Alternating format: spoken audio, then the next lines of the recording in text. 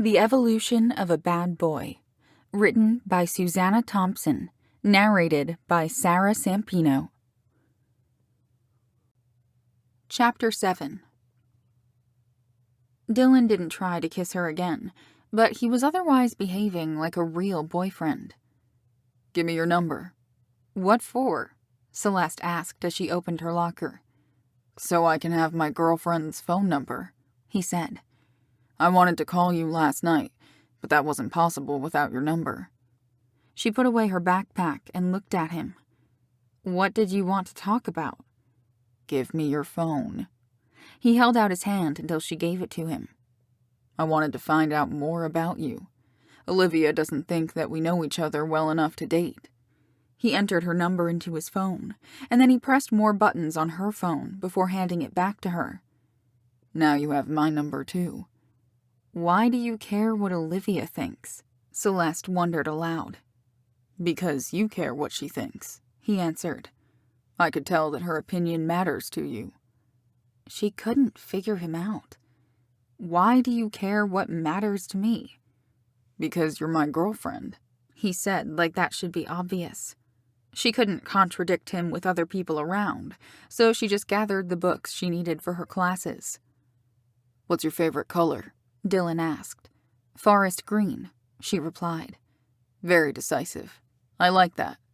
He smiled in approval. "Okay," she said in wry amusement. "What's your favorite color?" "The same color as your eyes. Blue." He winked at her. Now he was behaving in the manner she expected from him, and she laughed. "Are you just saying that, or is blue really your favorite color?" He smiled. "It actually is my favorite color, and I decided to take the opportunity to tell you what pretty eyes you have." "Why do you sound like the big bad wolf?" Was she actually flirting with him now? "You've got it backwards, little girl. I've got my eyes to see you with." He stepped closer to her and ran a finger lightly over her arm. "Hands to touch you with." He leaned in and spoke softly. "Lips to kiss you with." I don't remember it going like that. She held still and waited to see what he would do. "This is a much better version." His gaze dropped to her lips, but he held back from kissing her. "Is the wolf still bad?" Celeste asked. His intense gaze was focused on her eyes again, watching her reaction. "Yeah, but she likes it." He spoke the truth, Celeste thought. What had happened to her disdain for his player ways? How had he gotten under her skin in just a few days? Was she as shallow and weak as all those other girls, or was he really that good at seduction? Celeste was new to flirting, but Dylan made it easy and fun. She would have felt ridiculous saying such things to Andrew, but Dylan's spontaneity brought out her playful side. Celeste had always been a person who planned everything and set goals. She didn't like situations that she couldn't control. Yet she was living in the moment with Dylan, and it was more exciting than scary. The arrival of Melissa prompted Celeste to walk away from her locker. "This all started with me trying to get you to leave her alone, and now we're always in her way. If I can see you outside of school, I won't be forced to lurk by your locker all the time," he said. "I'm coming to your house tomorrow," she reminded him. "Not by yourself." He had to wait for the bell to stop ringing before he could continue. "Let's go out on a date on Saturday." "Okay," she agreed. "See you later." "See you later, Celeste." When he said it, it sounded like a promise instead of a casual parting phrase. Dylan left her alone at lunch to have time with her friends. "You like him, don't you?" Olivia's tone of voice made it sound more like an accusation than a question. Celeste answered her with another question. "Why would I be dating him if I didn't like him?" "Why wouldn't she like him?" Lily joined in. "He's just as nice as she said he was." "Have you two forgotten that he slept with half the girls in this school? What is the point of dating him? Olivia demanded. Do you really think that you have a future with him? Those were all valid questions that Celeste should have been asking herself. Olivia was very similar to Celeste in personality, or at least to her attitude before she had started hanging out with Dylan. I know that it won't last, Celeste admitted, but I'm just living in the moment right now. What's wrong with having some fun? Lily defended her. Nothing, Olivia said, surprising Celeste. As long as you understand, that's all it is. Celeste patted Olivia's hand. Thanks for looking out for me, but you don't have to worry. I don't expect anything serious from Dylan. With that ironed out, they settled into their usual comfortable atmosphere and began to talk about other things. Celeste was in a good mood all day, as Dylan involved her in little snippets of conversation in the hallway about her favorite movies and music. What's your band called? Celeste asked him after school, while they were walking toward the parking lot. She'd been sure not to linger by her locker. He grimaced. Addicted. It's so hard to come up with a good name that hasn't already been taken. Addicted is cool, she said. I like it. It took us forever to agree on a name. He smiled at her. Not many people have heard us play, so I'm excited for you to be there. We're all looking forward to it too. You'll have to give me your address, because I'm driving them to your house. I'll call you later and give you directions. I want you to be honest about what you think of the band, he said in earnest. It's important to me to know the truth. He obviously took his music very seriously. Sure, she agreed. I'll be honest. She grinned at him. Olivia will be really honest. I noticed, he laughed.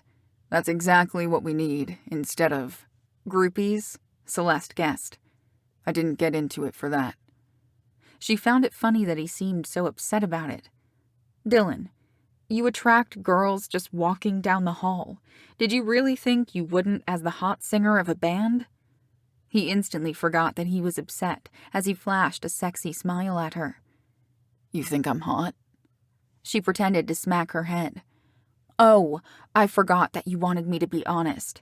In that case, I have to tell you that you're only lukewarm, she teased. He backed her up against her car. What about now? Am I getting warmer?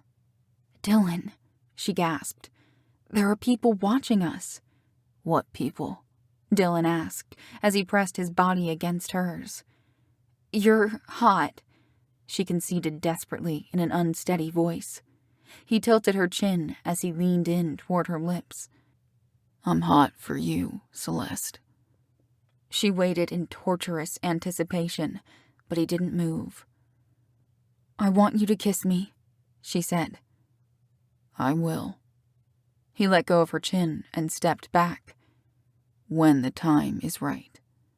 He began to walk away and then turned back. I'll call you later, Celeste. She stood watching him in frustration and disbelief until she became angry. Why was she letting him play her like this? She would show him that she wasn't a toy. He thought that he was so smart with his games, but she was getting wise to him. She had expected him to keep coming on strong with trying to get her into bed. Celeste had been prepared to fend off his advances, but he was varying his approach in a sneaky attempt to tempt her into losing the bet. She resolved not to fall for his tricks again. When he called her that evening, she talked to him the way she did with her friends, without any flirting. Celeste wrote down the directions to his house. She wanted to know where he had found groupies, but found a roundabout way to ask. Has your band played out anywhere? Yeah, at this one coffee shop. They have poetry readings, too. You found groupies at a coffee shop? She hadn't been able to hold that back. It was bizarre, he agreed. The first time we played there, it was what you would expect for a place like that. Then we got a call saying they wanted us back, and that time it was crazy. The girls that were there the first time must have brought all their friends, because the place was packed. That's good, right? Celeste asked. Isn't that how you build your fan base? By word of mouth? Yeah, that's the idea. He still sounded dissatisfied. Anyway, we can't play bars yet, so we're hoping to get some gigs at festivals and things like that. You have to start somewhere, Celeste said, thinking that he was frustrated by his options. We just have to keep working on getting better. He sounded so passionate about his music. Then he changed the subject back to her in his quest to learn more about her. What do you like to do, Celeste? Her interests sounded so boring compared to being in a band, but she reminded herself that she wasn't trying to impress him. She remembered how he had messed with her mind and decided to talk his ear off about her quiet hobbies. Celeste loved to organize and decorate the house. She often rearranged things around to refresh the look of a room. Gardening was also enjoyable to her, and she had quite a green thumb. Dylan didn't interrupt her while she was talking, and she wondered if she had put him to sleep. Are you going to be an interior designer? Dylan asked when she finally wound down. I don't know yet, but I'm thinking about it. She was surprised that he didn't sound bored. You should do it, he urged. You sound like you have a real passion for it.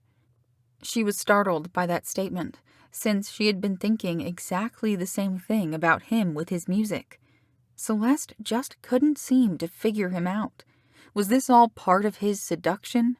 Did he pretend to care about her interests only to make her like him more? Was this how he approached the other girls too? She repeated to herself that she wasn't going to fall for it. Well, I need to get ready for bed. Her voice was slightly cool now. Sounds interesting. How could he make only 2 words sound so suggestive? Good night, Dylan, she said firmly. It would be if you were here with me. Oh, I still need your address. Why? They hadn't discussed anything about him coming over. So that I can know where my girlfriend lives. You don't have to keep calling me that, she informed him. Nobody can hear you now anyway. You can hear me, and that's what you are, my girlfriend. Now give me your address. She told him before she continued the conversation. You know that's a lie. I'm not really your girlfriend. The lie becomes the truth, he said. We're going out, and we're attracted to each other. How are you not my girlfriend? But I thought... Celeste was confounded by the turn their conversation had taken. I mean, this whole thing is a bet. I don't give a damn about that bet anymore. I want you, Celeste. If the only way to have you is for you to be my girlfriend, then that's what you are. Which would conveniently still make you the winner of the bet. Stop playing your mind games, Dylan. They're not going to work on me. I'm not going to jump into bed with you just because you call me your girlfriend. I'll lose the stupid bet tonight if you want. Jennifer called me right before I called you, and she wants to sneak me into her room. Should I go over there, Celeste? Is that what you want? No! She startled both of them with her vehemence. Let's call off the bet, Celeste. There was something different in his voice now, something she couldn't identify. It made a slight shiver of excitement run through her, and she was glad that he couldn't see her. I'm still not going to sleep with you. I'll take that as a yes, to calling off the bet. She could almost see his sexy smile. Okay, she agreed. You know what, Celeste? It is a good night. Sweet dreams, girlfriend. She didn't know how to feel when she hung up the phone. Every time she thought she had figured him out, he turned the tables on her. Celeste was even more nonplussed the next morning when Dylan showed up in her driveway before school. She had just set her backpack down in her car when he came roaring up on his motorcycle. Do you want a ride? Dylan asked after he took off his helmet. She stared at him. Dylan was hot, but Dylan on a motorcycle was scorching hot. What are you doing here? She glanced behind her, but her parents weren't anywhere in sight. It's the right time to kiss you. He swung his leg over and got off the bike. Too bad, she scoffed. You missed your chance. The look in her eyes must have given her away, because he wasn't deterred. I want to take a picture of you on my bike. He pulled out his cell phone. She couldn't resist this offer, because the motorcycle looked so cool. Send it to my phone so I can have it too. Celeste carefully mounted the bike and smiled for Dylan. He took a couple of pictures and advanced on her before she could get off the bike. You look sexy like that. There was no teasing this time as he captured her mouth in a hungry kiss. Celeste, her mother called from the front door. Who is that? Dylan helped her off the bike and walked with her to meet her mother. This is my boyfriend, Dylan, she introduced him. It's nice to meet you, Mrs. Winters. Dylan smiled at her mom. We have to get to school, Celeste said. You're not going on the motorcycle, are you? Her mom sounded worried. No, he just stopped by to say hi. Celeste kept her voice as casual as she could, considering her mom had just caught her locking lips with Dylan. Oh, I want to get a picture of you on the bike, she said to him. He obliged and then told her he'd see her at school. Bye, Mrs. Winters. Bye. Her mom waved to him and looked like she wanted to talk to Celeste. I've got to get to school. See you later, Mom. She quickly got into her car and drove away. Celeste would have to deal with her parents later, but right now she was too high on Dylan's kiss to worry about anything. She turned on the radio and sang along to an upbeat love song. It made her think about seeing Dylan's band tonight. She was really doing this. Dylan was really her boyfriend. What's going on with you? Olivia asked her at lunch. Why do you look so happy? It's Friday, Celeste announced unnecessarily. Yay, Friday! Lily cheered. I can't wait for tonight. Speaking of that, Olivia said, are you going to tell your parents about Dylan? Already did, Celeste informed her. She related the story about that morning, minus the kiss. Olivia finally cracked a smile. I bet he made a great impression on your mom when he showed up on his motorcycle. I got pictures, Celeste showed them. He looks extra hot on the motorcycle, Lily said, echoing Celeste's thoughts. Did you ride on it? Olivia was looking at the photo of Celeste on the bike. No, he just took my picture on it. Celeste thought she looked out of place because she was wearing slacks and a blouse instead of jeans and a t-shirt like Dylan. She and Dylan didn't belong together, but she couldn't make herself stay away from him. He again walked her to her car after school, and he kissed her. It was more controlled than the kiss they had shared that morning, but it hinted at more to come. I'll see you tonight, Dylan said. Tonight, she confirmed. Her parents were okay with it once they heard that her friends were going with her. She answered their questions about Dylan, and she was glad that they weren't aware of his reputation at school. Celeste wore jeans and a t-shirt to Dylan's house, because she figured that's what everyone else would be wearing. She was correct in her assumption, but Dylan had changed out of the casual clothes he had worn to school and into equally casual clothes. He must have recently taken a shower, because she could smell the clean scent of soap when he leaned in to give her a peck on the lips. After all the introductions were made, the band started to practice playing songs. Celeste recognized all of them except one. She had hoped that Dylan was an okay singer because he had asked her to be honest, and she didn't want to say anything negative. His performance rendered her speechless as she sat, transfixed by his voice. It was the voice of a star, and that would have been an unbeatable combination with his gorgeous looks. Dylan, however, also had a magnetic stage presence. Celeste could understand why the coffee shop had been packed with groupies for an unknown band. The rest of the band was good, but the singer was incredible. He's a fucking rock star, Olivia said. Celeste and Lily stared at her. They rarely heard Olivia use such language. She didn't swear unless she meant it. Lily recovered first. Yeah, Celeste, your boyfriend's gonna be famous. How cool is that?